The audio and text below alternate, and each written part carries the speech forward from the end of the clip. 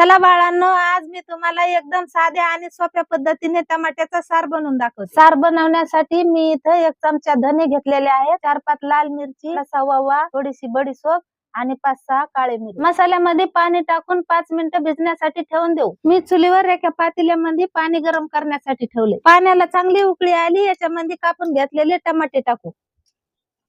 याच्यावर झाकून ठेवून याला 5 मिनिटं उकडू देऊ। 5 मिनिटं झालेत, चांगले शिजलेत। आता याला खाली काढून घेऊ। टमाट्यावरचे पूर्ण साल काढून घेऊ।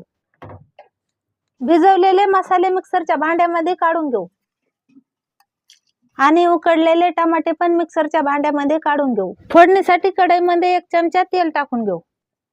थोडीशी मोहरी टाकू। मोहरी चांगली तडतडली, त्याच्यामध्ये थोडेसे जिरे टाकू। कढीपत्त्याचे पानं, मिक्सर मधून काढलेलं वाटण टाकून घेऊ। थोडीशी हळद टाकून मसाले चांगले परतून घेऊ। वाटण चांगलं परतलं, याच्यामध्ये टमाट्याची पेस्ट टाकून घेऊ।